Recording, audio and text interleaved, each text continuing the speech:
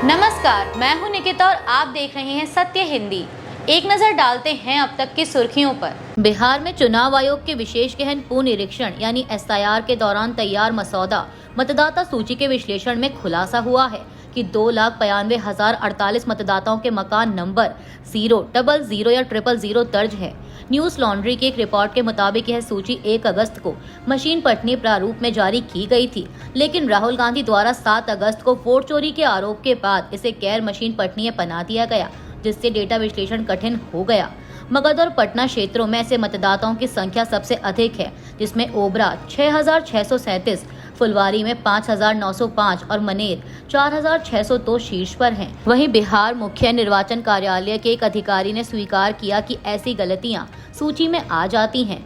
उप मुख्य निर्वाचन अधिकारी अशोक प्रियदर्शी ने कहा कि कई बार मतदाता अपने मकान नंबर नहीं भरते, हालांकि चुनाव आयोग की वेबसाइट अभी भी ऐसे नामांकन या आवेदन स्वीकार करती है, इसलिए मकान नंबर का डिफॉल्ट मान 0 दिखाया गया है। हम इसे ठीक करने का प्रयास करेंगे। बता दें कि राज्य में 65 लाख मतदाता सूची से बाहर हैं, जिनमें 22 लाख मृत, 36 लाख स्थानांतरित या लापता और 7 लाख अन्य कारणों से। अब सभी को 1 सितंबर तक नागरिकता के प्रमाण जमा करने होंगे। विपक्ष का आरोप है कि यह प्रक्रिया बड़े पैमाने पर मताधिकार से वंचित करने की साजिश है, जबकि आयोग का दावा है कि इसका उद्देश्य पात्र मतदाताओं को शामिल करना और अपात्रों को हटाना है। कांग्रेस नेता राहुल गांधी ने एक बार फिर चुनावी प्रक्रिया पर सवाल उठाते हुए चुनाव आयोग पर हमला बोला है। उन्होंने अपने एक्स हैंडल पर लिखा कि वोट चोरी एक व्यक्ति एक वोट के बुनियादी लोकतांत्रिक सिद्धांत पर हमला है। स्वतंत्र और निष्पक्ष चुनावों के लिए साफ सुथरी मतदाता सूची अनिवार्य है। राहुल गांधी ने कहा कि चुनाव आयोग से हमारी मांग साफ है कि पारदर्शिता दिखाएं और डिजिटल मतदाता सूची पब्लिक करें, ताकि जनता और राजनीतिक दल उसका खुद ऑडिट कर सकें। कांग्रेस नेता ने चुनाव आयोग से अपनी इस मांग के लिए जनता से भी समर्थन की अपील की। उन्होंने कहा कि आप भी हमारे साथ जुड़कर इस मांग का समर्थन करें। उन्होंने एक वेबसाइट votechori.in/EC डिमांड और एक नंबर 9650003420 जारी कर इस पर मिस कॉल देने की बात कही। अंत में राहुल गांधी ने कहा कि ये लड़ाई लोकतंत्र की रक्षा की है। चुनाव आयोग ने बिहार में डिजिटल ड्राफ्ट मतदाता सूची को स्कैन इमेज से बदल दिया है, जिससे पारदर्शिता पर एक बार फिर सवाल उठने लगे हैं। पहले 1 अगस्त को अपलोड की गई डिजिटल मशीन पटनीय PDF फाइलों में टेक्स्ट सर्च और डेटा विश्लेषण की सुविधा थी, जिससे गलतियों, डुप्लीकेट वोटरों और अवैध मतदाताओं की पहचान आसान थी।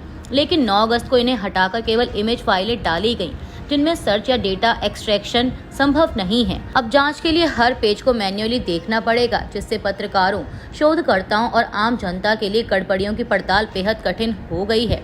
यह कदम राहुल गांधी के प्रेस कॉन्फ्रेंस और मतदाता सूची में कथित गड़बड़ियों पर सोशल मीडिया पर बढ़ी चर्चा के बाद उठाया गया, जिससे आयोग की मंशा पर संदेह बढ़ा है। आयोग ने अब तक इस बदलाव पर कोई स्पष्टीकरण नहीं दिया है, जिससे विश्वसनीयता और जवाबदेही पर गंभीर सवाल खड़े हो गए हैं। सुप्रीम कोर्ट में 12 अगस्त को होने वाली सुनवाई से पहले चुनाव आयोग ने बिहार SIR पर जवाब दाखिल करते हुए कहा है कि बिना नोटिस किसी भी मतदाता का नाम वोटर लिस्ट से नहीं हटाया जाएगा। आयोग ने बताया कि सभी मतदाताओं को सुनवाई और दस्तावेज प्रस्तुत करने का पूरा अवसर दिया जाएगा और जिनका नाम शामिल नहीं होगा उनके लिए कारण सहित लिखित आदेश जारी किया जाएगा। इन आदेशों के खिलाफ 2 स्तरों पर अपील की सुविधा भी उपलब्ध होगी।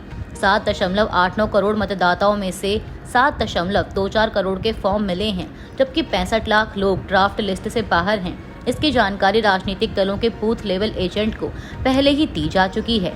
आयोग ने विज्ञापन, प्रेस रिलीज, SMS और घर घर जाकर मतदाताओं को जागरूक किया। साथ ही बुजुर्ग, दिव्यांग और दस्तावेज रहित लोगों को राज्य सरकार के माध्यम से सहायता दी जा रही है। भारतीय चुनाव आयोग ने 9 अगस्त को एक बार फिर कांग्रेस नेता राहुल गांधी को कर्नाटक विधानसभा चुनाव में मतदाता सूची में कथित हेराफेरी के सबूत शपथ के साथ प्रस्तुत करने या देश भर से माफी मांगने को कहा है।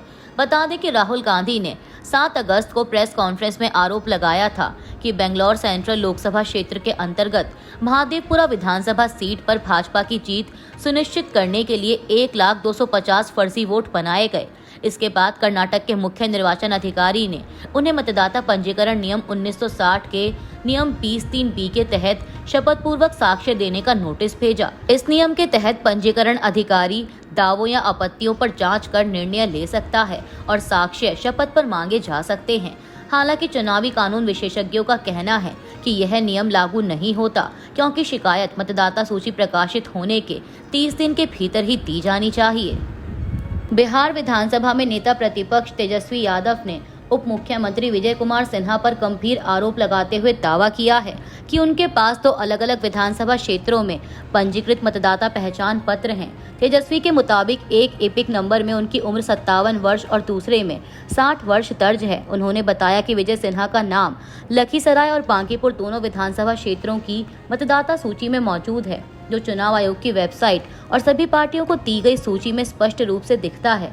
तेजस्वी ने सवाल उठाया कि क्या यह चुनाव आयोग की स्पेशल इंटेंसिव रिवीजन यानी SIR प्रक्रिया में धांधली है या फिर उप मुख्यमंत्री खुद फर्जीवाड़ा कर रहे हैं। तेजस्वी ने मांग की कि चुनाव आयोग और पटना व लखीसराय जिला प्रशासन इस मामले में नोटिस जारी कर कार्रवाई करे। वहीं मामले पर भाजपा या विजय सिन्हा की ओर से अभी तक कोई प्रतिक्रिया नहीं आई है। अमेरिका के साथ टैरिफ तनाव के बीच केंद्रीय मंत्री नितिन गडकरी ने कहा कि आज जो देश दुनिया में दादागिरी कर रहे हैं वे आर्थिक रूप से मजबूत हैं और उनके पास उन्नत टेक्नोलॉजी है। नागपुर के Visvesvaraya national institute of technology में उन्होंने कहा कि भारत को विश्व गुरु बनाने के लिए आर्थिक और तकनीकी रूप से सशक्त होना जरूरी है। गडकरी ने आयात कम करने, निर्यात बढ़ाने और विज्ञान, तकनीक व ज्ञान के उपयोग पर जोर दिया ताकि देश को किसी के सामने झुकना ना पड़े। उन्होंने स्पष्ट किया कि भारत आर्थिक और तकनीकी रूप से आगे बढ़कर भी किसी पर धौंस नहीं जमाएगा, क्योंकि इसकी संस्कृति विश्व कल्याण की है। गडकरी ने शोध संस्थानों, IIT और इंजीनियरिंग कॉलेजों से देश की जरूरतों के अनुरूप रिसर्च करने की अपील की और कहा कि यदि यह निरंतर हुआ तो अर्थव्यवस्था की विकास दर 3 गुना तक बढ़ सकती है। भारतीय सेना प्रमुख जनरल उपेंद्र द्विवेदी ने शनिवार को ऑपरेशन सिंदूर की विस्तृत जानकारी दी, जो 22 अप्रैल को जम्मू कश्मीर के पहलगाम में हुए आतंकी हमले के जवाब में शुरू हुआ था। इस हमले में 25 पर्यटक और एक स्थानीय गाइड मारे गए थे। हमले के अगले दिन रक्षा मंत्री राजनाथ सिंह ने उच्च स्तरीय बैठक में सशस्त्र बलों को पूरी छूट दी। 25 अप्रैल को उत्तरी कमान में 9 में से 7 आतंकी ठिकानों को नष्ट करने की योजना बनाई गई और उसे अंजाम दिया गया। इसमें पाकिस्तान और POK में आतंकी ढांचे को निशाना बनाकर 100 से अधिक आतंकियों को मार गिराया गया। वायुसेना प्रमुख air chief marshal Amarpreet Singh के अनुसार इस दौरान S-400 प्रणाली से 5 पाकिस्तानी लड़ाकू विमान और एक हवाई निगरानी विमान भी गिराया गया। 3 महीने बाद आए सेना प्रमुखों के बयान को विपक्ष के सवालों और पाकिस्तान के दुष्प्रचार का जवाब माना जा रहा है, जो सरकार की दृढ़ नीति और सेना की सफलता को दर्शाता है। लेकिन 3 महीने बाद बयान देने की टाइमिंग का चयन रणनीतिक और कूटनीतिक कारणों से भी प्रेरित लगता है। हालांकि भारत की सेनाओं का राजनीति से कोई लेना देना नहीं है, लेकिन इन बयानों के राजनीतिक महत्व को खारिज नहीं किया जा सकता। इससे मोदी सरकार को अपनी छवि जनता के बीच और निखारने में मदद मिलेगी। यूक्रेन के यूरोपीय सहयोगियों ने स्पष्ट किया है कि रूस के साथ किसी भी शांति वार्ता में कीव की भागीदारी अनिवार्य है और उसके बिना कोई समझौता संभव नहीं।